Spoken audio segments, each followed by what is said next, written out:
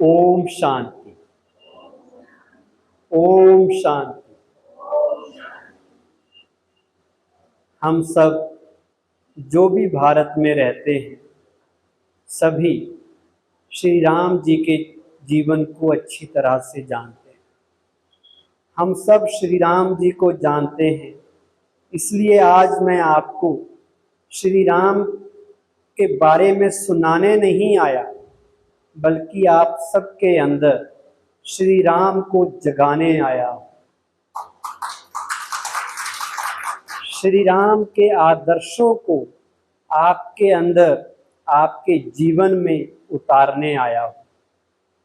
कहते हैं अगर किसी चीज के ऊपर आपका अधिकार है, आपका हक है, लेकिन आपका मन उसे लेने का ना करे, तो रामायण की शुरुआत होती है।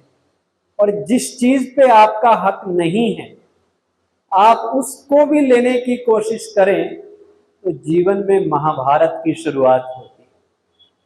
पसंद अब आपकी है कि जीवन में रामायण चाहिए या महाभारत चाहिए। श्री राम जी का जीवन, पूरी की पूरी रामायण हमें जीवन जीने का बेहतर तरीका सिखाती है। कैसे लाइफ को अच्छी तरह से मैनेज किया जा सकता है, वो स्किल्स, वो टैलेंट, वो हुनर हमें रामायण में सीखने को मिलता है। जीवन में आने वाली अनेक कठिनाइयों को, अनेक मुसीबतों को हम रामायण में जो पाठ हैं, रामायण से जो सबक मिलते हैं, उनसे हम उन मुसीबतों को दूर कर सकते हैं। आज हम बात करेंगे रामायण के 5 या 6 वो मुख्य किरदार जिनके वजह से पूरी रामायण बनी और उनसे हम क्या सीख सकते हैं। हम श्री राम जी से तो सीख सकते हैं, बहुत सी बातें कल आपको बताई थी, क्या क्या सीखा जा सकता है। लेकिन रामायण में और भी ऐसे किरदार हैं जिनसे बहुत कुछ सीखा जा सकता है। सबसे पहले बात करते हैं लर्निंग नंबर 1 जो रामायण से हमें सीखने को मिलती है, वो है राजा दशरथ से। वैसे दशरथ का मतलब क्या होता है? दशरथ, रथ माना जाता है कर्मेंद्रियों को, और रथ पे जो सवार है आत्मा, उसे रथी कहा जाता है। तो 5 कर्मेंद्रियां मानी गई हैं, 5 ज्ञानेंद्रियां मानी गई हैं। तो जिनका, जिस व्यक्ति का सभी के ऊपर कंट्रोल हो, 10 के 10 रथों पे कंट्रोल हो, वो बना दशरथ। तो राजा दशरथ की महानता आप देखिए और अपने जीवन से तुलना कीजिए। राजा दशरथ की दाढ़ी में एक सफेद बाल आ जाता है तो सीधे वो अपने कुल गुरु वशिष्ठ के पास जाते हैं कि अब मेरा राज सिंहासन छोड़ने का वक्त आ चुका है, इसलिए मुझे अपना उत्तराधिकारी ढूंढना होगा और श्री राम को गद्दी देनी होगी। एक बाल आ गया, तब उनके मन में संकल्प आ गया कि अब मैं कुर्सी पे नहीं बैठूंगा। क्या शिक्षा मिलती है? क्या शिक्षा मिलती है?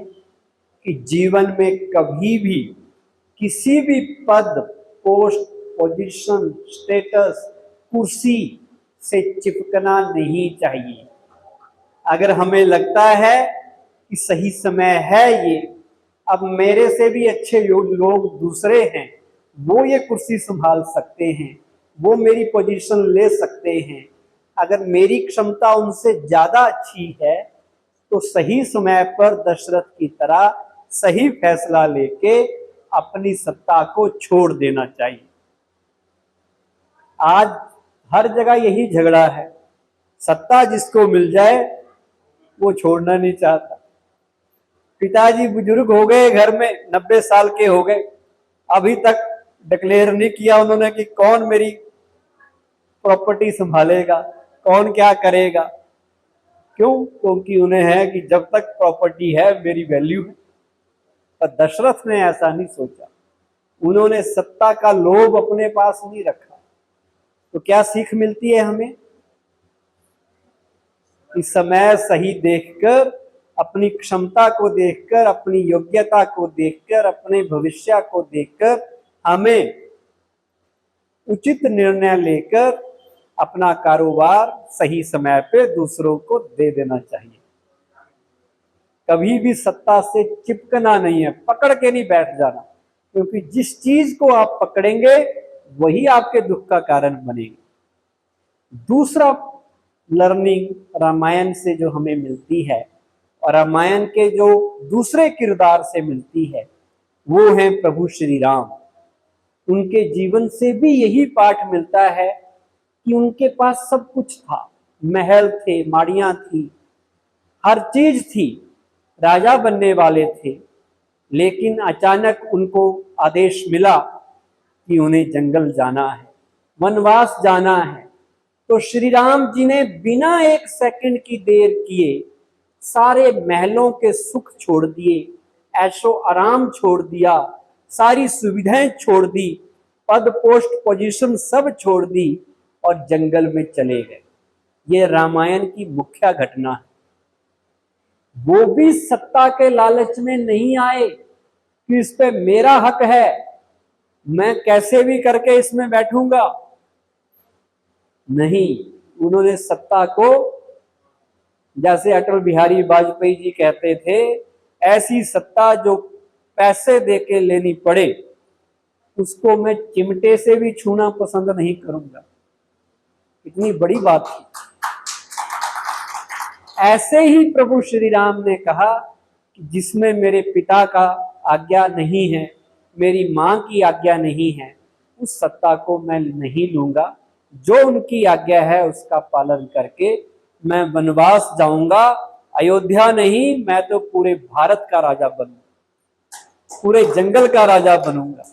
वो बेहद की सोच प्रभु श्री राम से सीखने को मिलती। तीसरा पात्र, तीसरा किरदार रामायण का है, वो है मां सीता। आप सब जानते हैं वनवास किसे हुआ था? वो केवल एक व्यक्ति को हुआ था, यही उनको ही जाना था। लेकिन सीता मां ने क्या किया? उन्होंने कहा मैं अपने पति के साथ ही जिस हालत में वो रहेंगे मैं साथ जाऊंगी। सभी घर वालों ने समझाया कि आप क्यों जा रहे हो, आप तो आराम से रहिए अपने महल में। श्री राम जी ने भी कहा कि आप क्यों जा रहे हो, कष्ट क्यों, जंगल में बहुत प्रॉब्लम आएगी, आप आराम से रहो। लेकिन मां सीता ने कहा मेरा पहला धर्म यही है कि जहां आप जाए मैं भी आपके साथ रहूं। आपको अगर कोई कष्ट होता है तो मैं भी उस कष्ट को सहन कर लूंगा। मुझे ये महल, मुझे ये सुख सुविधाएं, ऐशो आराम कुछ नहीं चाहिए, मुझे तो आप चाहिए। तो इससे क्या सीखने को मिला हमें? मां सीता की डेडिकेशन, मां सीता का समर्पण, उनकी निष्ठा, कितनी बड़ी निष्ठा थी अपने पति के प्रति, कितना बड़ा कर्तव्य था कि कितने भी विपरीत हालात हो जाएं हमें अपने लोगों के साथ ही रहना है। ये नहीं कि पति वनवास जा रहा है, जाने दो भाई, मैं तो आराम से रहूंगी। तो ये उनसे सीखने को मिलता है।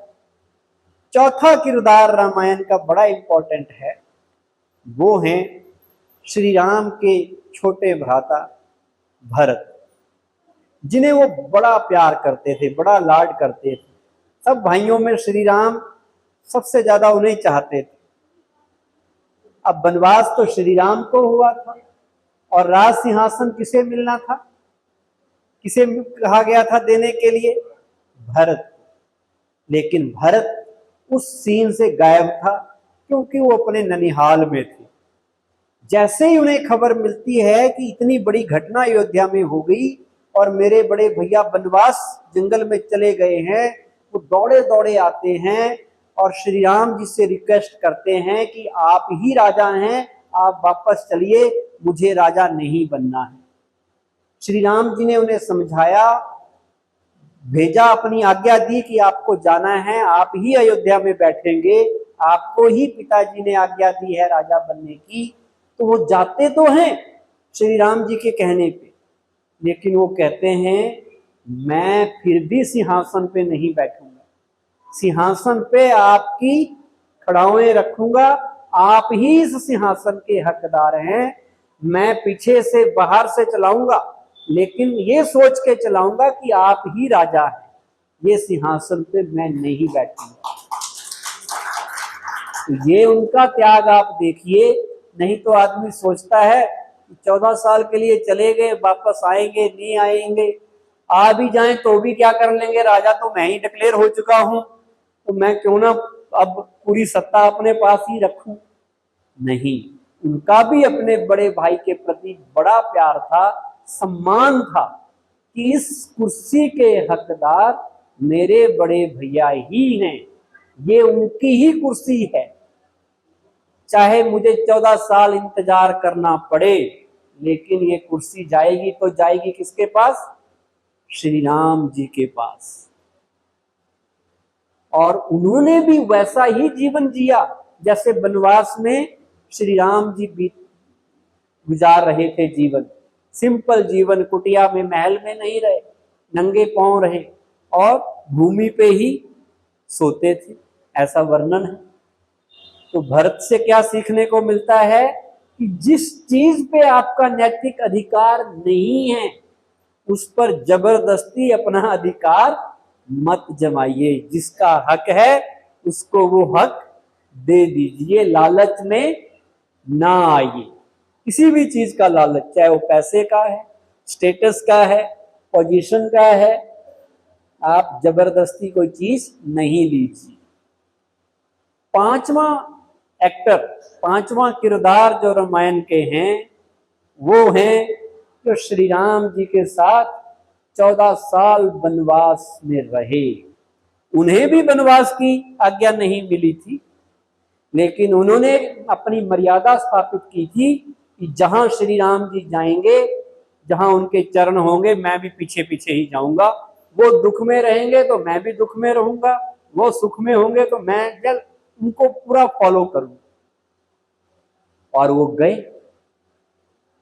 और जैसा मैंने आपको बताया कि श्री राम का प्यार भरत से ज्यादा था, लक्ष्मण से उतना नहीं था, और तारीफ भी भरत से ही, भरत के प्यार की ही कामों की होती थी। लेकिन लक्ष्मण जी ने हमें सिखाया कि जिंदगी में कभी आपकी प्रशंसा हो या ना हो, आपको अपने अच्छे काम करते रहना चाहिए। कभी भी तारीफ की इच्छा से कि मैं काम कर रहा हूं तो मेरा नाम हो जाए, इस इच्छा से काम नहीं करना चाहिए। बिना किसी स्वार्थ के प्यार अपना काम करो, आपको भी उसकी प्राप्ति होगी जरूर। उन्होंने भी अपने बड़े भैया का साथ निभाया, तो ये उनके जीवन से शिक्षा मिलती है। छठे सबसे इंपॉर्टेंट कैरेक्टर जो रामायण के थे, अगर वो ना होते तो रामायण होती ही नहीं, वो हैं रामायण के विलेन, खलनायक। सबसे बड़े खलनायक कौन? लंकापति रावण। उनसे भी हम बहुत कुछ सीख सकते हैं। उनमें कई बुराइयां थी, लेकिन बहुत सारी अच्छाइयां भी थी। उनके गलत कामों से हम ये सीख सकते हैं कि ये काम हमें जीवन में नहीं करने चाहिए, और उनके द्वारा किए गए अच्छे कामों से हम ये शिक्षा ले सकते हैं कि ऐसे काम जरूर करने चाहिए। दोनों तरह की बातें हैं। रावण महाज्ञानी, महापंडित, बहुत बड़ा विद्वान, शास्त्रों वेदों का ज्ञाता, हर धर्म की नॉलेज, जो भी धर्म था उस वक्त उसकी नॉलेज उन्हें थी। लेकिन कुछ कमियां ऐसी थी जिनके कारण गड़बड़ हो गई। अगर मैं आपसे पूछूं कि आज का इंसान ज्यादा बेटर, ज्यादा अच्छा है या रावण ज्यादा अच्छा है? आज के इंसान को रावण से अगर तुलना की जाए तो आज का आदमी ज्यादा अच्छा है या रावण ज्यादा अच्छा था? रावण ज्यादा अच्छा था। कैसे, मैं बताता हूं। आज का कलयुग का आदमी, किसी ने कहा, रावण से भी ज्यादा खतरनाक है, इसके ऊपर कोई विश्वास नहीं किया जा सकता। रावण तो जो कहता था वही करता था। आप कभी देखना, सीता मां को वो उठा के जरूर ले आया, हरण करके ले आया, लेकिन वो चाहता तो उसको कुछ भी कर सकता था, जबरदस्ती कर सकता था, लेकिन उसने कभी भी जबरदस्ती नहीं की। तो आजकल के इंसान, आप जानते हैं क्या हाल है। और रावण का आखिरी उपदेश भी यही था कि कभी भी पराई स्त्री पर बुरी नजर मत रखना, नहीं तो वही हाल होगा जो मेरा होगा। उसने नजर रखी पर कभी जबरदस्ती नहीं की। वो भी एक सिस्टम से चला, इच्छा जरूर रखी, लेकिन फोर्सफुली कुछ नहीं किया। अब मैं बताऊंगा आपको वो शिक्षाएं जो रावण ने दी। जब रावण मरने वाला था, वो अपनी मरण शैया पे लेटा हुआ था, तो प्रभु श्री राम ने लक्ष्मण को कहा कि जाइए, रावण के पास जाइए और उनसे कुछ शिक्षा लेके आइए। तो लक्ष्मण जी जाते हैं। क्यों भेजा उनके पास? इसका मतलब वो बहुत बड़ा ज्ञानी था, उसको हर चीज का पता था, और वो भी केवल सुनी सुनाई या पढ़ी लिखी बात नहीं, उसके जीवन के अनुभव भी थे, इसलिए उसको लक्ष्मण जी को भेजा। अब लक्ष्मण जी चले गए, वहां जाकर रावण लेटे हुए हैं, मरने का इंतजार कर रहे हैं। वो उनके सिर पे जाके बैठ गया, सिर के पिछली तरफ। रावण ने देखा भी नहीं उसको, और लक्ष्मण ने सोचा ये तो क्या ज्ञान देगा, वो वापस आ गया। तो श्री राम जी ने पूछा कि क्या ज्ञान लेके आए? कहते जी उन्होंने तो कुछ भी नहीं बोला। कहते आप क्यों नहीं बोला, कहाँ खड़े हुए थे? कहते मैं तो उनके सिर के ऊपर, सिर के पीछे खड़ा हुआ था। तो श्री राम ने लक्ष्मण को समझाया, जिससे ज्ञान लेना है, जिससे शिक्षा लेनी है, वो बहुत बड़ा ज्ञानी पुरुष है, उसको साधारण मत समझना, उसके चरणों की तरफ खड़े होना है, सिर की तरफ खड़े नहीं होना। दोबारा जाइए और वो आप देखना, उस आपको ज्ञान देगा। तो वो जाते हैं लक्ष्मण जी, और अब चरणों की तरफ हाथ जोड़ के खड़े होते हैं और उनसे विनती करते हैं कि कोई ज्ञान की बात, कोई शिक्षा हमें दीजिए। तो रावण ने 3 या 4 चीजें बताई। क्या क्या चीजें बताई? पहली चीज बताई, शुभस्या शीघ्रम। कोई भी काम, शुभ काम है, उसे शीघ्र, अति शीघ्र, जल्दी से जल्दी कर लेना चाहिए। अच्छे काम को कल पे कभी टालना नहीं चाहिए। जिसको कबीर जी ने कहा, आज करे सो कल करे सो आज कर, आज करे सो अब, पल में प्रलय होएगी, बहुरू करेगा कब। अच्छे काम के लिए ये दोहा लगा देना है, उसको टालना नहीं है। और कभी भी मन में बुरे ख्यालात आए, नेगेटिव बातें आए, उन्हें टाल दो, उन्हें सोचो मैं बाद में करूंगा, अभी मेरे पास टाइम नहीं है, तो आप उनसे बच जाएंगे। तब आपने ये दोहा याद लाना, आज करे सो कल कर, कल करे सो परसों, इतनी भी क्या जल्दी है, अभी पड़े हैं वर्षों। ये किसके लिए? बुरे काम के लिए। तो रावण जी समझाने लगे कि मैं जानता था कि श्री राम जी कौन हैं, पर मैं उनको जानते हुए भी उनके पास नहीं आया, उनकी शरण नहीं ली, उनको पहचान नहीं पाया अच्छी तरह से, तो मैं लेट हो गया और आज मुझे ये दुर्गति मेरी हुई। मैं जानता था फिर भी नहीं कर पाया, क्योंकि मैं अच्छे काम को पोस्टपोन करता गया। अच्छे काम को तुरंत कर लेना चाहिए, ये उन्होंने शिक्षा दी। दूसरा, उन्होंने कहा कि मुझे इतनी नॉलेज थी, इतना मेरे अधीन सारे लोग थे, जितने भी बड़े बड़े देवता, कुबेर, विश्वकर्मा, मैं कोई भी काम करा सकता था, पर मैं सोचता ही रह गया। क्या सोचता रह गया? एक बार मैंने सोचा कि क्यों ना कोई ऐसी सीढ़ी बनाई जाए कि सीधी नरक से स्वर्ग तक डायरेक्ट लिंक हो जाए। नरक में बड़े दुख हैं, तो नरक से निकलकर व्यक्ति सीधा ही स्वर्ग में पहुंच जाए, ऐसी सीढ़ी मैं बना दूं। लेकिन मैं सोचता रहा, मैं किया नहीं, सोचा कभी बाद में कर लूंगा। दूसरा मेरे मन में ख्याल आता था कि इतना सोना मेरे पास है, क्यों ना इस सोने में मैं सुगंध डाल दूं। वो भी मैं टालता रहा, किया नहीं। तीसरा कभी कभी मन में विचार आता था, ये समुद्र का पानी इतना खारा है, क्यों ना कुछ ऐसा किया जाए, इसको मीठा कर दिया जाए। कहता मेरे पास सारी टेक्निक्स थी, सारे लोग मेरे अधीन थे, तीनों लोकों में, मैं चाहता तो कर सकता था, पर मैंने नहीं किया, इसलिए ये अच्छे काम रह गए। और बुरे काम जो मुझे टालने चाहिए थे, वो मैं टाल ना सका। एक सुंदर स्त्री को देखकर, किसी दूसरे की स्त्री को देखकर लालच में आकर, बुराइयों के अधीन होकर उसे अपना बनाने का विचार मेरे मन में आया। अगर उस विचार को मैं टाल देता तो इस इतनी बड़ी अनहोनी से बच जाता। मेरी लंका डूबती नहीं, मैं भी नहीं मारा जाता। अगर वो बुरा विचार जब आया था मेरे मन में, उसको मैं टाल देता। तो पहला शिक्षा क्या दी रावण ने? शुभस्य शीघ्रम, शुभ काम जल्दी कर लो। बुराई वाली चीज आए, आपको लगे कि गुस्सा करना है, बदला लेना है, इसके होश उड़ाने हैं, इस आदमी का आज इलाज करके छोड़ूंगा, इसका दिमाग ठिकाने लगाता हूं मैं, इसको नानी छठी का दूध पिला दूंगा, छोड़ूंगा नहीं आज इसको। जब ऐसे विचार आए तो सोचना कल बदला लूंगा, इससे मैं कल नफरत करूंगा।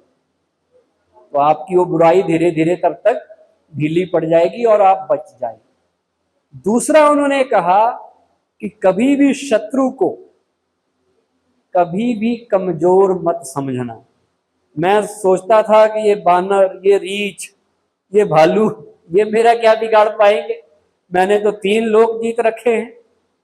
मुझे क्या पता था ये बानर भी इतने तेज निकलेंगे, मेरी सेना को हरा देंगे। तो मैंने इनको कमजोर समझा, ये भी मेरे से गलती हुई। तीसरी चीज उन्होंने बताई, किसी को भी तुच्छ नहीं समझो, किसी को भी छोटा नहीं समझो। जब मैंने भगवान की तपस्या की, शिव की तपस्या की, तो मैंने एक ही वर मांगा कि मुझे तीनों लोकों में कोई ना मार सके, ना देवता, ना दानव, ना यक्ष, ना गंधर्व, कोई ना मार सके सिवाय मनुष्य और बानर।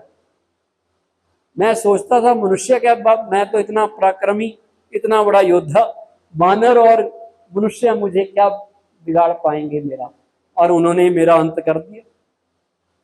तो इसलिए कभी किसी को छोटा नहीं समझना।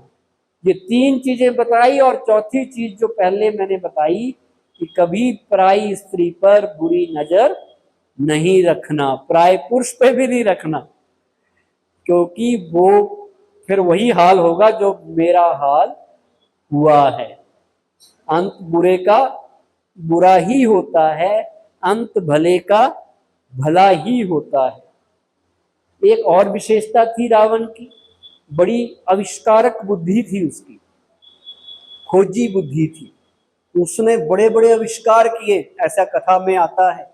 अनेक यंत्र बनाए, अनेक अस्त्र शस्त्र बनाए, अनेक तरह की लेबोरेटरीज उसने खोल रखी थी, अनेक तरह की, उसको कहते हैं रसायन विद्या का भी ज्ञान था, और भी कई विद्याओं का ज्ञान था। तभी तो प्लानिंग कर रहा था कि ऐसी सीढ़ी बना दूंगा मैं जो सीधे स्वर्ग तक बन जाए। तो थी तो टेक्नोलॉजी होगी कुछ ना कुछ, बिना टेक्नोलॉजी के तो कुछ होता नहीं। तो मतलब वो बड़ा मेहनती व्यक्ति था, आविष्कारक उसकी बुद्धि थी, और वो तपस्वी भी था।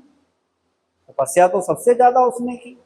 उसने मेरे हिसाब से ब्रह्मा की भी की, शिव की भी की, और उनसे अनेक वरदान प्राप्त किए। लगन का पक्का था, बैठ जाता था, मंत्र जाप जो भी तपस्या के होते थे सब कुछ करता था। और सबसे बड़ा परम भक्त किसका था? वो शिव भोले भगवान का।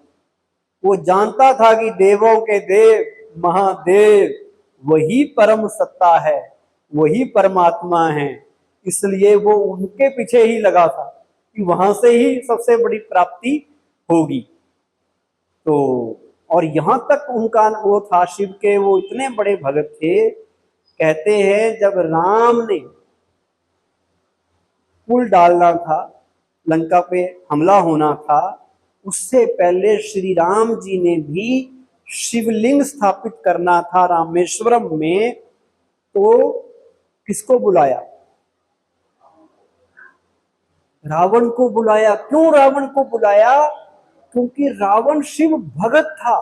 रावण ने शिव से ही शक्तियां ली थी और श्री राम जी जानते थे कि इस व्यक्ति से अगर पंगा लेना है, इसको हराना बिना शिव से शक्ति लिए हराना नामुमकिन है। इसलिए श्री राम जी ने भी शिव की आराधना की, शिव को याद किया, शिवलिंग स्थापित किया, ताकि उनसे शक्ति लेके रावण जैसे महायोद्धा, महाबली, पराक्रमी व्यक्ति से पंगा लिया जा सके, उससे लड़ाई की जा सके।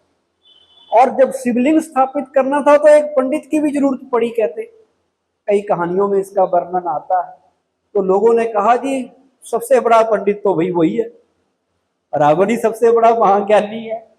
तो उन्होंने निमंत्रण भेजा उनको कि भाई हमने शिव स्थापित करने हैं, तो आप आइए। अब देखो उनकी शिव के ऊपर आस्था, रावण की इतनी आस्था कि उन्होंने अपने शत्रु का भी निमंत्रण स्वीकार किया और शिवलिंग की स्थापना करने की जो विधि थी उसमें वो कहते पंडित बन के आए। इतने बड़े वो शिव के भगत थे, लगन के बड़े पक्के थे। एक काम को पकड़ लिया, जब तक वो काम पूरा ना हो जाए वो पीछे नहीं हटते थे। जिस चीज की इच्छा कर ली फिर वो अपनी बर्बादी भी कर गए और अपने वचन से, अपने संकल्प से पीछे नहीं हटे। बड़े जुनूनी व्यक्ति थे। एक बार जो जुनून चढ़ गया सिर पे, पूरा करके ही दिखाते थे। तो सीखने वाली बात है।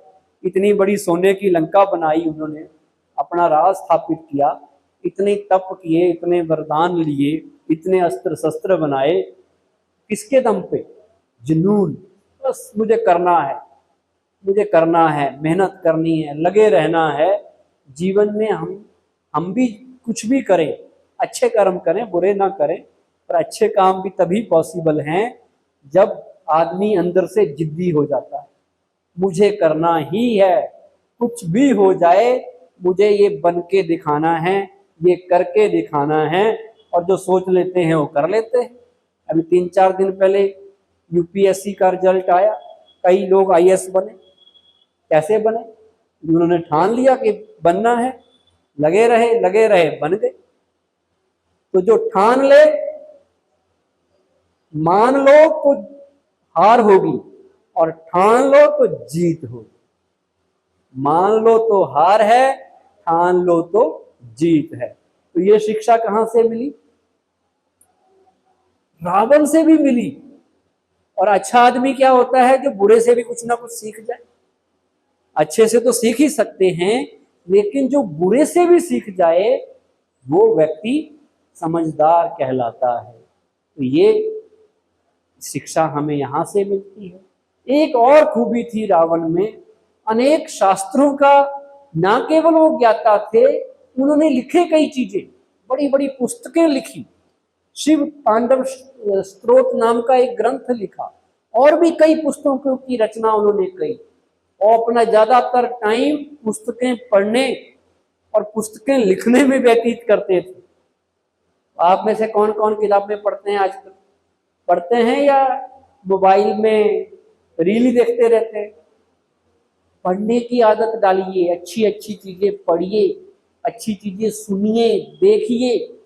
क्योंकि जैसा आप सुनेंगे, जैसा आप पढ़ेंगे, जैसा आप देखेंगे, वैसा विचार आपके मन में चलेंगे, वैसा ही आपके साथ होने लग जाएगा और आप वैसे ही बन जाएंगे। जो आप पढ़ेंगे, इनपुट हैं, आंखें और कान, ये इनपुट है अपने माइंड को देने वाली, और आउटपुट निकलेगी आपकी थॉट्स, आपके कर्मा के रूप में, आपके बोल के रूप में। तो इनपुट सही होगी, हर चीज सही होगी। आज व्यक्ति उटपटांग ही देखता है सवेरे से शाम तक, इसलिए बोलता भी उटपटांग है, सोचता भी नेगेटिव है, और कर्म भी उसके पॉल्यूटेड हो गए। तो सबसे बड़ी बात है, हमने ये परहेज करनी, अच्छा ही पढ़ना है, अच्छा ही सुनना है, अच्छा ही देखना है। टीवी पे आने वाले सीरियल नहीं देखने। अगर ये देखेंगे घर घर की लड़ाई, तो घर घर में लड़ाई होएगी। सास भी कभी बहू थी, तो फिर वैसा ही होने लग जाएगा। वहां षड्यंत्र चल रहे हैं, वहां एक दूसरे के साथ पॉलिटिक्स हो रही है, गंदी गंदी बातें हो रही हैं, जो कहीं होती नहीं है लेकिन वहां दिखाते हैं। देख देख के आपके घर में होने लग जाएंगे। वहां एक महिला अपने पति पे शक कर रही है, पति किसी के साथ चक्कर चल रहा है, एक नहीं दो दो तीन तीन चक्कर चल रहे हैं। वो देखेंगे तो फिर आपके पति के भी वैसे चलने लग जाएंगे, या आपके अंदर भी वैसे विचार आने लग जाएंगे। वो नहीं देखना है। बुरा देखेंगे तो बुरा ही बनेंगे। इसलिए अच्छी चीजें देखनी है जिनसे हमारा बेनिफिट हो। कल एक गीत बज रहा था, बड़ा है तो अच्छा भजन, लेकिन मैंने सोचा कि इसमें भी करेक्शन की जरूरत है। श्री रामचंद्र कह गए सिया से, ऐसा कलयुग आएगा। अब कलयुग में तो सारा नेगेटिव है, नेगेटिव का चिंतन करेंगे तो आपके घर में और बड़ा कलयुग आएगा। उसके बजाय ये होना चाहिए कि भगवान कह गए ऐसा सतयुग आएगा, सतयुग आने वाला है, अच्छे भले की चिंतन करेंगे तभी तो अच्छाई आएगी। कलयुग की बातें कर करके घोर कलयुग है, ये है वो है, सब जगह कलयुग ही आ गया। तो अब कलयुग के बजाय कौन सी बात करनी है? सतयुग के सपने देखने हैं, अच्छे युग की बातें करनी है, तो अच्छा टाइम आपके जीवन में आ जाएगा। तो ये रावण के जीवन से हमें शिक्षाएं मिली। अब हम बात करते हैं किसकी? रामायण पे फिर से आते हैं।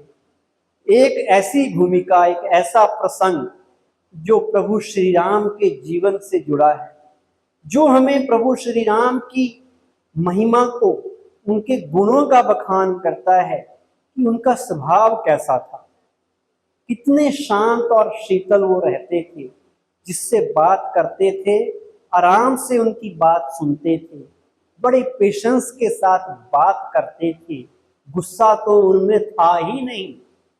कभी श्री राम जी को गुस्से में देखा, कभी उनको देखा कि वो गुस्से में आके लड़ने लगे।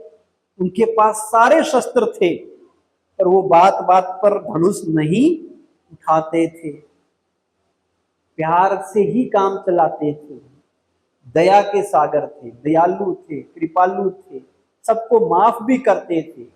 बड़े से बड़े अपराधी पापी भी उनके सामने आए, उन्होंने उनके ऊपर भी गुस्सा नहीं किया, बल्कि मुस्कुराते थे, किसी को तंग नहीं करते थे। और कोई गुस्से वाला भी सामने से आ जाता तो भी क्या करते थे? अपने शांत स्वभाव से, अपनी मीठी बोली से, मधुर वचनों से उसको भी शांत कर देते थे। कितने एग्जाम्पल हैं रामायण में जो ये हमें शिक्षा देते हैं। केवल कहानी की तरह रामायण को कभी नहीं लेना, कहानियां तो सीरियल में बहुत है, शिक्षा क्या मिली उससे, जहां से शिक्षा मिले वो चीज उठाना। भी हमें जीवन में अगर हमारे साथ ऐसा हो, हम गुस्से को कैसे जीते हैं? कोई व्यक्ति हमें, हमारे साथ कड़वी भाषा बोले, हमें ललकारे, हमें परेशान करे, उसको भी कैसे प्यार से हैंडल किया जा सकता है, वो श्री राम जी के जीवन से सीखी। मैं बात करने वाला हूं उस प्रसंग की, सभी माताएं ध्यान से सुने, भाई भी ध्यान से सुने। जब राजा जनक के पास श्री राम और लक्ष्मण अपने गुरु वशिष्ठ के साथ पहुंचते हैं, सीता के स्वयंवर की तैयारियां चल रही होती हैं। अनेक राजा वहां पहुंचे होते हैं। तो श्री राम जी ने जैसे ही धनुष को उठाया, हाथ हिलाया, वो टूट गया। और वो धनुष कौन सा था? शिव धनुष। उसका नाम था शिव धनुष। जैसे ही शिव धनुष टूटा तो उसके टूटने की आवाज, वो कहते हैं कहानी के अनुसार, परशुराम जी के पास सुनाई देगी।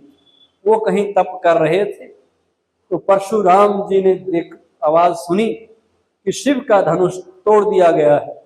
उन्हें बहुत गुस्सा आया और उन्होंने कहा कि आज मैं उस व्यक्ति को दंडित करूंगा। किसकी हिम्मत हुई जिसने ये शिव का धनुष तोड़ दिया। वो वहां पहुंच गए। कहां पर पहुंच गए? राजा जनक के दरबार में, और बड़े गुस्से में आके कहने लगे कि किसने ये शिव का धनुष तोड़ने का अपराध किया है। सभा में से वो खुद खड़ा होके बाहर आ जाए, नहीं तो सारे के सारे राजा मारे जाएंगे। अब आप जानते हैं कथाओं के अनुसार उनको बड़ा क्रोधी स्वभाव का दिखाया गया है परशुराम जी को। उनकी नेचर ऐसी थी कि वो बात बात पे बिगड़ जाते थे। हालांकि वो भी बड़े विद्वान थे, बड़े योद्धा थे, लेकिन साथ में गुस्से वाले भी थे। तो उन्होंने गुस्से में आके कहा किसने तोड़ा है धनुष? तो श्री राम जी खड़े हुए और बड़े प्यार से जवाब दिया कि जरूर ये भूल किसी आपके दास से ही हुई होगी, किसी से आपके सेवक से ही हुई होगी। तो परशुराम जी कहने लगे, कहते दास सेवक, सेवक का काम तो सेवा करना होता है। ये तो किसी ने शत्रुता पूर्वक व्यवहार किया है, ये काम किसी शत्रु का है, मैं उसे नहीं छोड़ूंगा। तो श्री राम जी ने प्यार से बोला, लेकिन उनका गुस्सा अभी ठंडा नहीं हुआ, वैसा ही रहा। तो लक्ष्मण जी ने मोर्चा संभाल लिया। अब लक्ष्मण जी का स्वभाव आप देखेंगे, वो भी थोड़े उग्र प्रवृत्ति के थे, वो भी गुस्सा कर लेते थे। तो लक्ष्मण जी ने कहा ये धनुष हमने तोड़ा है, और ऐसे धनुष तो खेल खेल में हमने बचपन में कई तोड़ दिए थे। एक धनुष तोड़ दिया तो क्या नुकसान हो गया?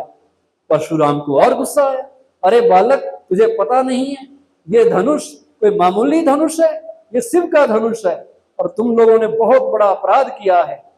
तो लक्ष्मण उसको बार बार चिढ़ाने लगे। लक्ष्मण जी अपने व्यंग्यपूर्ण बातों से मजाक करते करते वो गुस्सा करे जा रहा था, और लक्ष्मण जी उसके गुस्से को और बढ़ा रहे थे अपनी बातों से। क्या क्या बातें हुई वो तो बड़ी लंबी है, लेकिन परशुराम कहे उसको गुस्सा, कहते तुम लोग मेरे स्वभाव को नहीं जानते, तुम्हें पता नहीं मैंने 21 बार सारी धरती को क्षत्रियों से विहीन कर दिया है, तुम मेरे इस फरसे की पावर को नहीं जानते। और वो बार बार अपनी कुल्हाड़ी वो फरसा लेके श्री राम उनकी तरफ लक्ष्मण को मारने के लिए इशारा कर रहे थे। तुम नहीं जानते कि मैं कौन हूं, कितना बड़ा पराक्रमी हूं, मैंने शस्त्र भाव को भी मारा था, मैंने वो किया ये किया। और लक्ष्मण जी उसकी बातों को सुन सुन के उसके ऊपर और टॉन्ट कस रहे थे और उसको गुस्सा दिला रहे थे। तो एक दो बार तो उसने मारने की भी कोशिश की। तो विश्वामित्र ने, जो उनके गुरु थे वशिष्ठ, उन्होंने उनको समझाया कि गुरुजी आपको गुस्सा अच्छा नहीं देता, इनको छोड़ दीजिए। लेकिन परशुराम जी कहें ये मंदबुद्धि बालक, इसे पता नहीं है, इसकी मौत इसको बुला रही है, इसका काल इसके सिर पे मंडरा रहा है, आज मैं इसे नहीं छोड़ूंगा। वो बड़े गुस्से में बोली जाए। अब श्री राम जी ने देखा कि condition situation out of control होने वाली है, ये तो बहुत बड़ा युद्ध हो जाएगा यहाँ पर।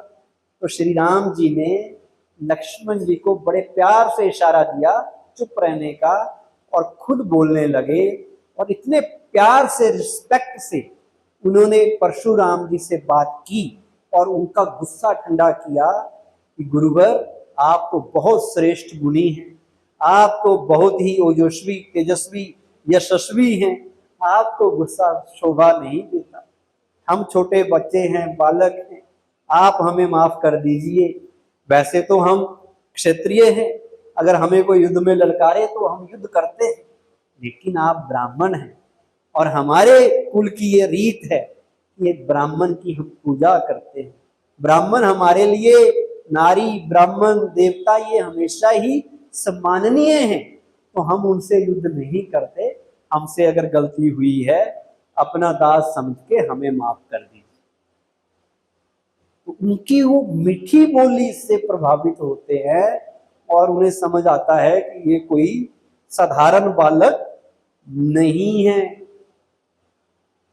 तो वो झुक जाते हैं। तो किसी को भी झुकाना है अगर जीवन में, प्यार से झुकाया जा सकता है, गुस्से से नहीं। गुस्से में तो बात बिगड़ती है, कभी भी बनती नहीं है। अगर श्री राम जी बीच में नहीं आते तो लक्ष्मण और परशुराम में से एक का संहार हो जाता, उनके बीच में युद्ध होता। परशुराम जी भी कम नहीं थे और बात कितनी सी थी, छोटी सी, लेकिन उसको कैसे उन्होंने टैकल किया, कंट्रोल किया, वो हम उनसे सीख सकते हैं।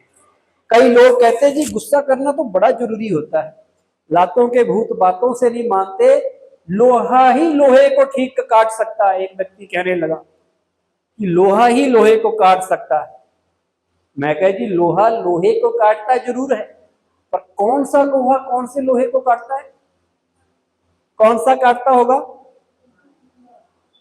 गर्म लोहे को ठंडा लोहा काटता है। एक व्यक्ति गर्म हो रहा है और आप भी गर्म हो रहे हैं तो दोनों ही मरेंगे। लक्ष्मण को भी नुकसान होता, परशुराम जी को भी नुकसान होता।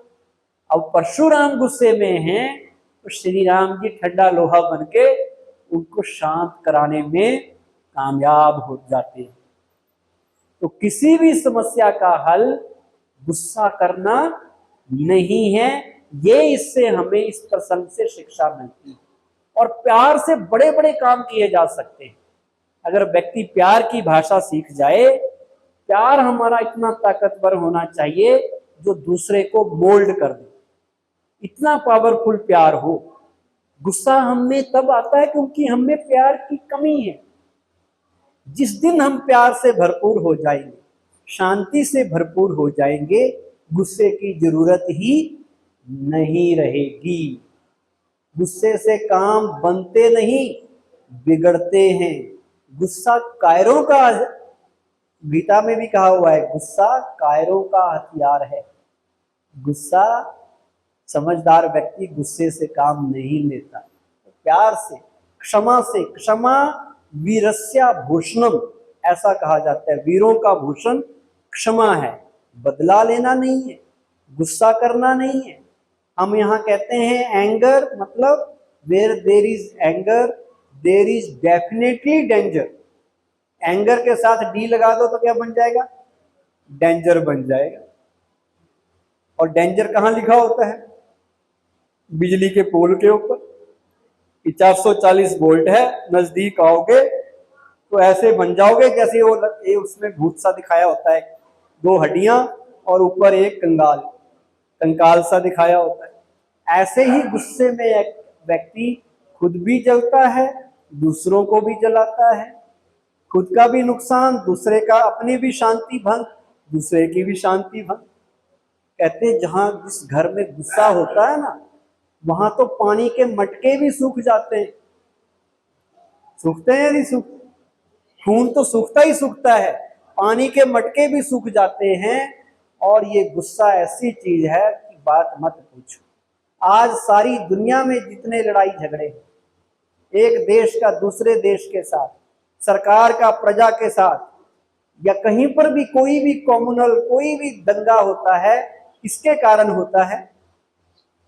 गुस्से के कारण। अगर व्यक्ति गुस्से को छोड़ दे, प्यार की बोली बोलना सीख जाए, सारे की सारी मुसीबतें खत्म हो जाएं, प्यार, घर में रिश्ते प्यार वाले बन जाएं। रिश्तों में भी हम कहते हैं कि वो व्यक्ति मेरे से प्यार से नहीं बात करता, मेरी पत्नी हर वक्त मेरे से लड़ती रहती है, या हमारे बच्चे भी झगड़ालू हो गए हैं। गुस्से के कारण क्या क्या नुकसान है, अगर आप किसी डॉक्टर से पूछेंगे 60-70% बीमारियां गुस्से और टेंशन के कारण हो रही है। साइकोसोमेटिक डिजीज है। जो व्यक्ति गुस्सा करता है, हार्ट अटैक सबसे पहले उसको आता है, किडनी उसकी फेल होती है। नर्वस सिस्टम उसका ब्रेकडाउन होता है, हाथ उसके कांपने लगते हैं और वो थोड़ी देर में ही थक जाता है। आप खुशी खुशी कितना भी काम करो, सारा दिन काम करोगे तब भी नहीं थकोगे। और गुस्से में, वो एक बार दिन में गुस्सा कर लिया, सारा दिन टायर्ड फील करोगे, आपकी पूरी एनर्जी वो गुस्सा ले जाएगा। किसी डॉक्टर ने कहा एक बार गुस्सा करने के पश्चात 72 आवर्स लगते हैं नॉर्मल होने में हमारे ब्लड को। जो ब्लड प्रेशर है, ब्लड का फ्लो है, वो 72 घंटों के बाद नॉर्मल होता है। और हम 72 घंटे में कितनी बार गुस्सा कर रहे हैं? 24 घंटे में कितनी बार गुस्सा कर रहे हैं? इसका मतलब वही गुस्से वाला ब्लड फ्लो करके हमारे किडनी में भी जा रहा है, हमारे हार्ट में भी जा रहा है और हमारी पूरी बॉडी को डैमेज कर रहा है। तो गुस्सा नेचुरल नहीं है, गुस्सा नॉर्मल नहीं है। गुस्से को छोड़कर हमने मीठा बनना है, प्यार की भाषा सीखनी है। और उसके ऊपर एक बहुत बढ़िया भजन, भाई जी एक बहुत अच्छा गीत बजेगा, वो गीत आप समझना कि दुनिया में प्रेम की बोली बोलना सीखना है। ये जिंदगी प्यार का गीत है, यहाँ प्यार से काम चलते हैं। तो वो गीत के साथ आप सभी अपने अपनी जगह पे चाहे बैठ के ही तालियां बजाते हुए इस गीत को जरूर गाना।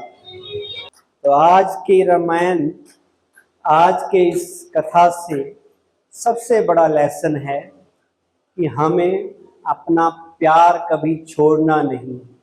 हम सब प्रेम स्वरूप आत्माएं हैं, हमारे अंदर प्यार है, पर कभी कभी प्यार को एक साइड करके जो प्यार का उल्टा है उसको जीवन में ले आते हैं तो गड़बड़ हो जाती है। इस दुनिया में बुराई को बुराई से नहीं जीता जा सकता, बुराई को अच्छाई से जीता जा सकता है। नफरत को नफरत से खत्म नहीं किया जा सकता, नफरत को केवल और केवल प्रेम से ही खत्म किया जा सकता है। और प्रेम हमारा इतना पावरफुल हो कि सामने वाला चाहे कितना भी नेगेटिव हो, कितना भी गुस्सैल हो, कितना भी बुरा हो, पर हमारा प्यार उसका हृदय परिवर्तित कर दे। और ऐसे लाखों एग्जाम्पल हुए हैं जब लोगों ने दूसरों का दिल बदला।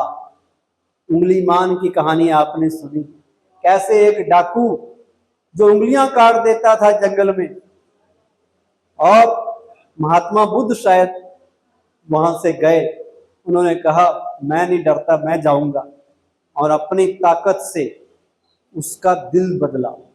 ऐसे ही रामायण की रचना करने वाले वाल्मीकि की भी कहानी है। वो भी पहले बहुत बड़े डाकू थे, लेकिन कैसे उनका किसी ने दिल बदला और वो इतने बड़ा महाकाव्य उन्होंने लिखा। तुलसीदास जी, उनकी जीवन कहानी आप सुन लो। वो भी अपने पत्नी के प्यार में, उल्टे प्यार में इतने पागल हो रखे थे कि वो मायके गई हुई है वहां भी पहुंच जाते हैं, ऊपर की मंजिल में सोई है, बिना बुलाए ससुराल पहुंच गए, अपनी पत्नी के बिना रह नहीं पा रहे थे। कोई कहते जी सांप लटक रहा था, कोई कहता कुछ लटक रहा था, उसने सोचा कोई कपड़ा लटक रहा है, उसको पकड़ के ऊपर पहुंच गया। तब उसकी बीवी ने डांट लगाई कि तुम्हारी प्रीति इस झूठे शरीर से इतनी है, अगर ऐसी प्रीति इस नश्वर शरीर से तुम्हारी जो है, ऐसी प्रीति अगर श्री राम से होती तो तुलसीदास तुम कहां के कहां पहुंच जाते। ठोकर लगी तो तुलसीदास का हृदय पर बदल गया, चल पड़ा घर बार छोड़ के, कहीं चला गया जंगल में जहां भी गया होगा, और धीरे धीरे उन्होंने अपने अंदर बदलाव लाया और इतनी बड़े रामचरितमानस लिख दिया। हम किसका दिल बदल सकते हैं? प्यार से। यही इस गीत का सार था। प्यार में इतनी ताकत है, मीठी वाणी में इतनी ताकत है।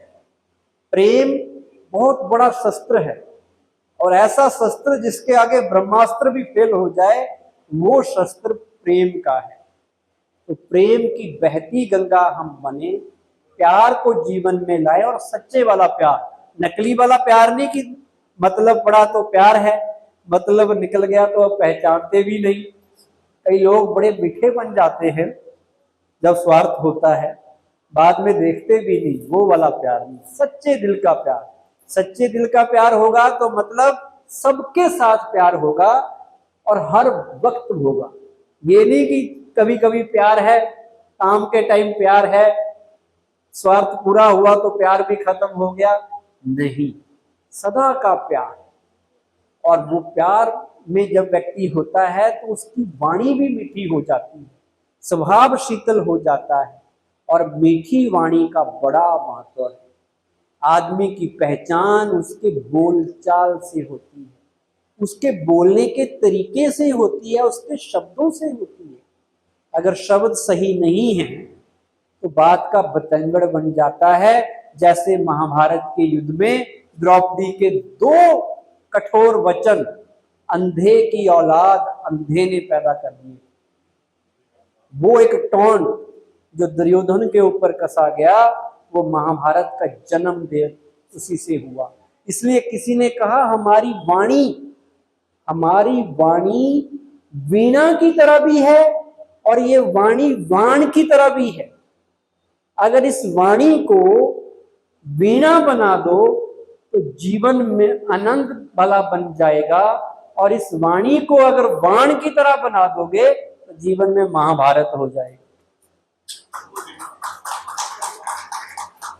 वाणी का महत्व बड़ा है, इसलिए संतों ने कहा है ऐसी वाणी बोलिए मन का आपा कोई, औरन को शीतल करे आपहु शीतल हो। जो दूसरों को भी सुख दे, दूसरों को भी आनंद दे, ऐसी वाणी हम बोले। क्योंकि वाणी के द्वारा हम दिलों को जोड़ भी सकते हैं, तो दिलों के बीच में दरार भी पैदा कर सकते हैं। हमारे बोल ऐसे नहीं होने चाहिए कि किसी की खुशहाल बगिया को उजाड़ कर वीरान जंगल बना दे, बल्कि दूसरों की बगिया में खुशहाली लाने वाले होने चाहिए, वरदानी बोल होने चाहिए। देवताओं की निशानी क्या है? महात्माओं की, अच्छे लोगों की निशानी है उनके बोल सुखदाई होते हैं, वरदानी होते हैं। उनके मुख से ऐसा लगता है जैसे फूल झड़ रहे हैं। उनके बोल ऐसे नहीं होते जैसे पत्थर निकल रहे हो।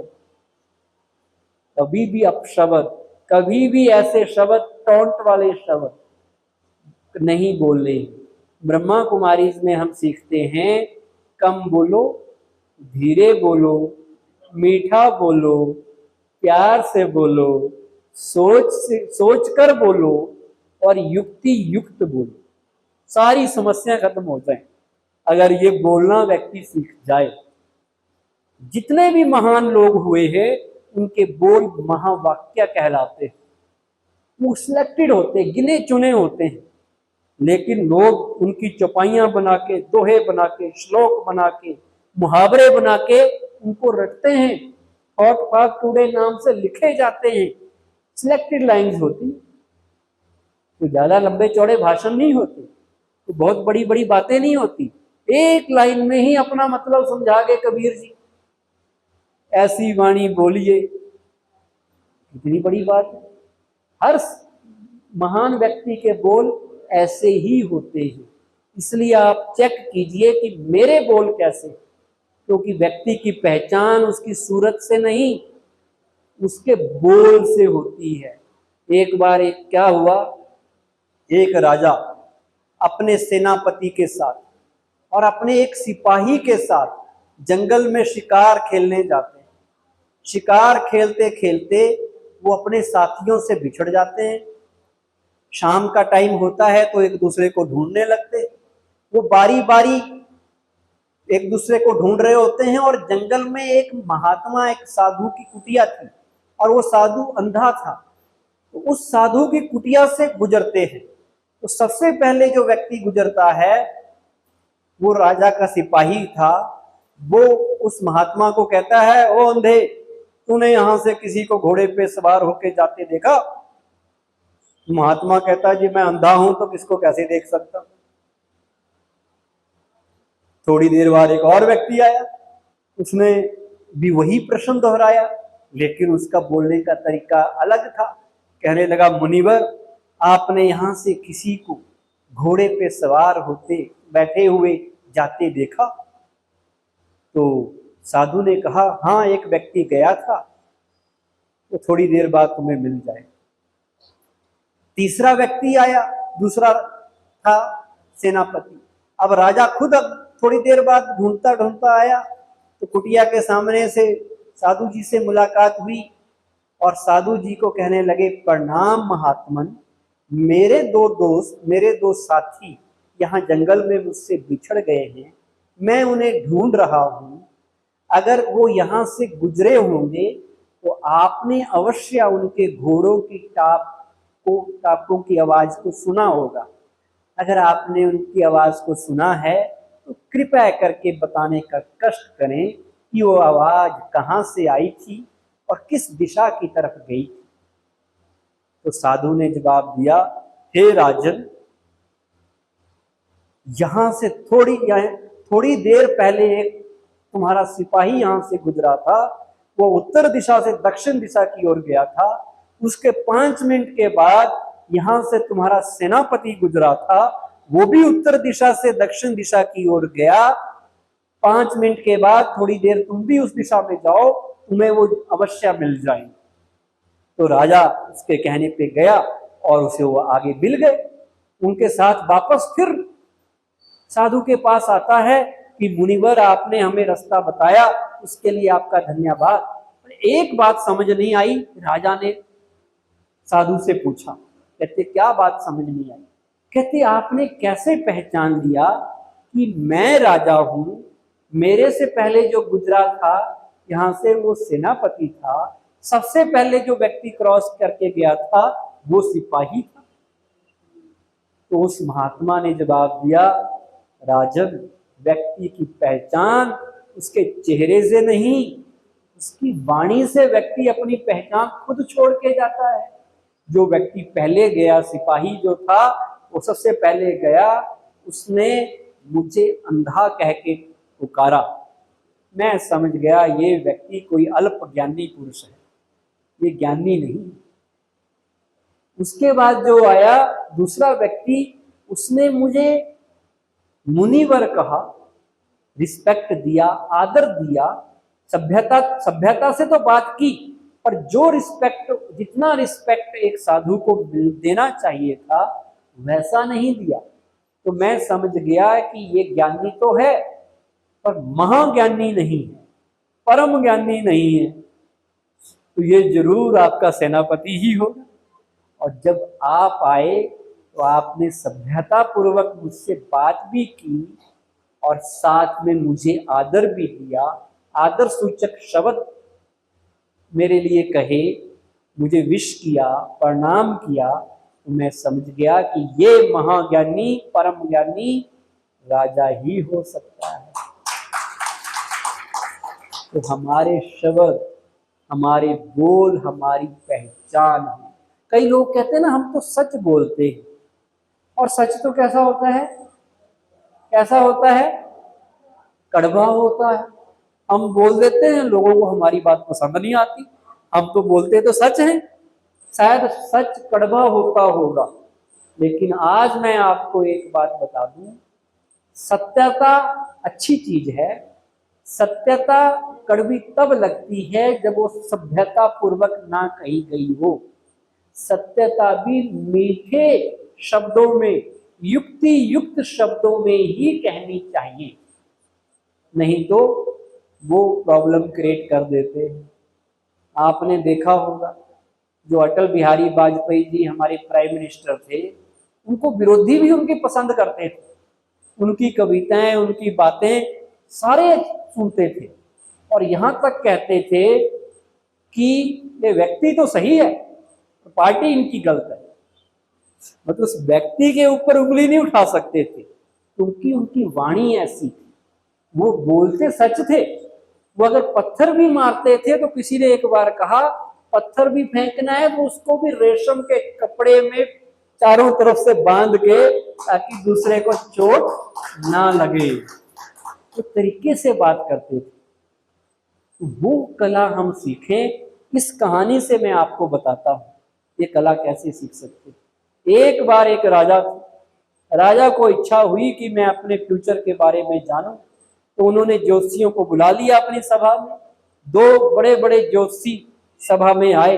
पहला ज्योतिषी कहता, महाराज आपके भाग्य में बड़े दुख लिखे हैं, आपकी किस्मत बड़ी खराब है, आपके होते होते सारा परिवार मर जाएगा और लास्ट में आप भी मर जाएंगे।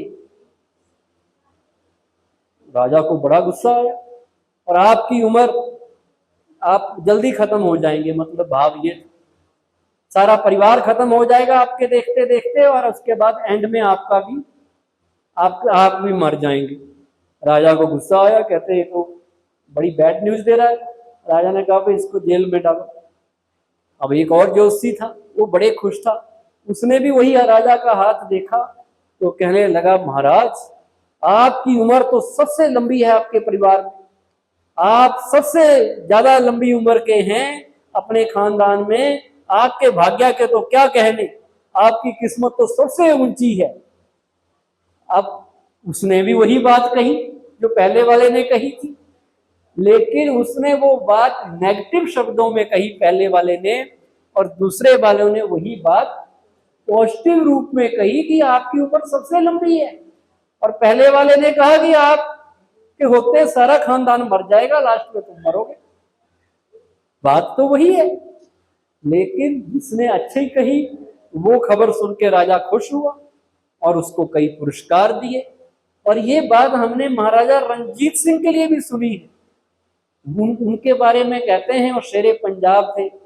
पंजाब में एक ही बार सिख साम्राज्य स्थापित हुआ था, खालसा राज, लाहौर राजधानी थी, तो रणजीत सिंह जी महाराजा। और उनके साथ एक घटना घटी थी कि उनकी एक आंख चली गई थी बचपन में चेचक के कारण। थे वो भी बड़े पराक्रमी, उन्होंने भी अपने होते हुए पंजाब में अंग्रेजों को घुसने नहीं दिया। अपने होते हुए उन्होंने अफगानियों को भारत में आना बंद करा दिया, जो हर बार आते थे दिल्ली को लूट के चले जाते थे। कभी नादिर शाह आ रहा है, कभी अब्दाली आ रहा है, कभी कोई आ रहा है, उन्होंने वो खैबर का दरवाजा ही बंद कर दिया है, entry from Afghanistan to India, सदा काल के लिए। उसके बाद आज तक कभी नहीं आए। वो काम उन्होंने किया। कोहिनूर अफगान से भारत में वो लाए, बड़े पराक्रमी थे। पर अब राजा तो राजा ही होता है।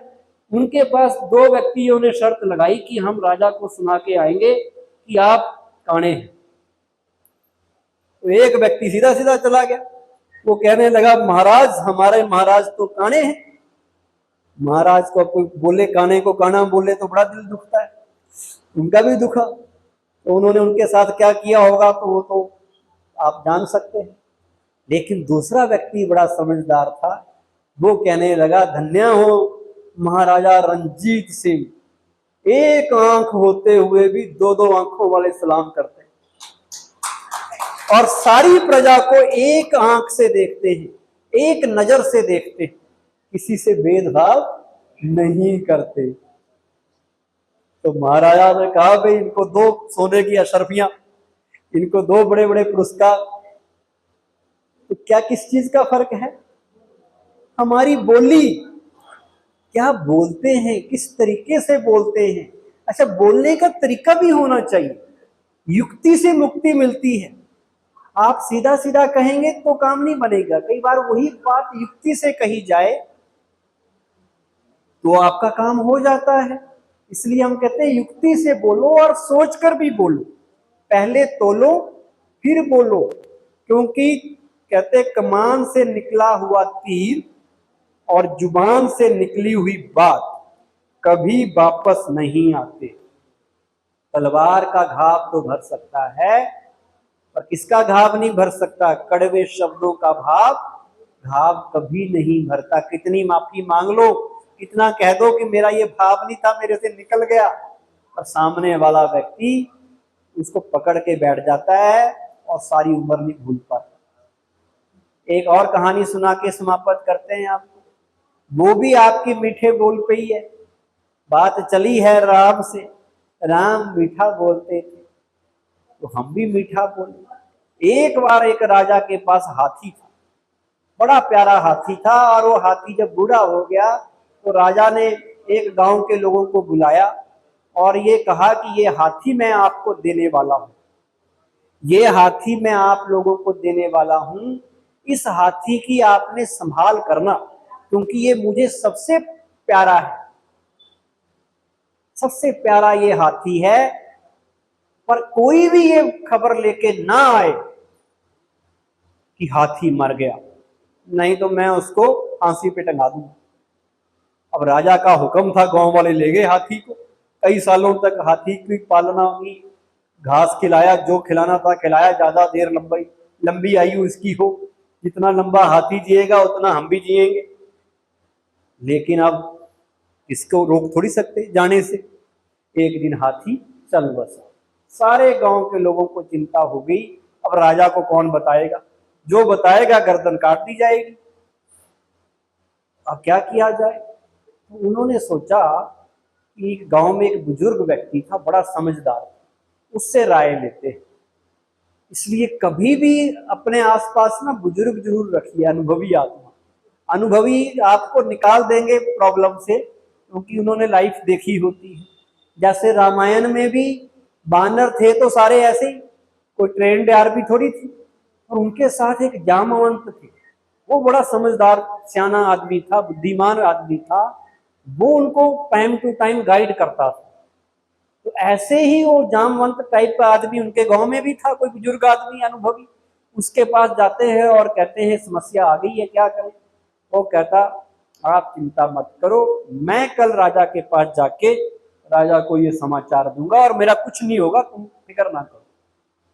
तो वो व्यक्ति पहुंच गया राज दरबार में। तो राजा को कहता है, हे अन्नदाता, जो हाथी आपने हमें दिया था वो कल दोपहर से ना खाना खा रहा है, ना घास खा रहा है, ना सांस ले रहा है, जिस करवट लेटा था उसी करवट लेटा है, पानी भी नहीं पी रहा है। तो महाराज तुरंत बोले, क्या वो मर गया? वो आदमी कहता, जी हम अपने मुंह से नहीं बोल सकते, ये हम अपने मुंह से नहीं बोल सकते। राजा बड़ा खुश हुआ कि ये आदमी तो मेरे से भी समझदार निकले।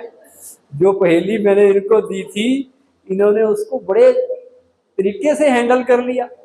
और उस बुजुर्ग आदमी को राजा ने अपने सभासदों में बिठाकर उसका सम्मान किया और अपने राज दरबार का उसको हिस्सा बना दिया। तो क्या शिक्षा है? हमेशा बात युक्ति से करनी है वही बात।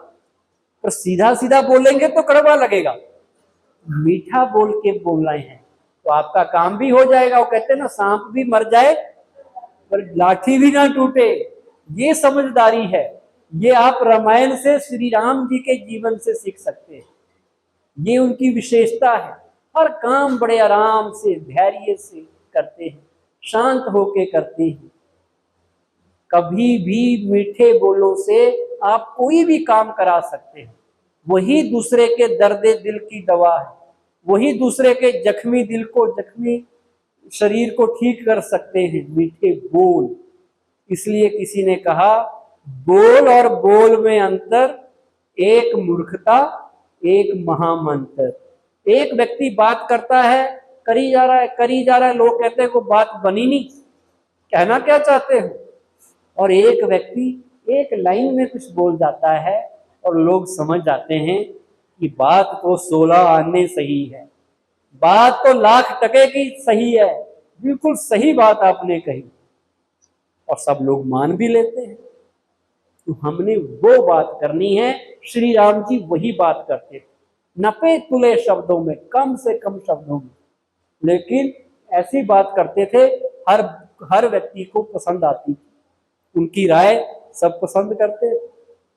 कितनी भी निराशा वाली बातें आई, कितनी भी ऐसी बातें आई, लेकिन श्री राम जी ने एक लाइन ऐसी बोली, सबके लोग अंदर खुशी आ गई। तो आज से क्या संकल्प करना है? ऐसे शब्द नहीं बोलने जो दूसरे को तीर का काम करे, जो दूसरे को दर्द दे, दुख नहीं देना है। अध्यात्म हमें सिखाता है दुख ना देना है, ना दुख लेना है। सुख देना है, सुख, मेरे साथ बोलिए, सुख देना है और सुख ही लेना है। दुआएं देनी है और दुआएं ही लेनी है। सहयोग देना है, सहयोग लेना है। प्यार देना है, प्यार ही लेना है। वरदानी जीवन हमारा बन जाए, ये श्री राम जी के जीवन की आज की शिक्षा हमें सीखने को मिली।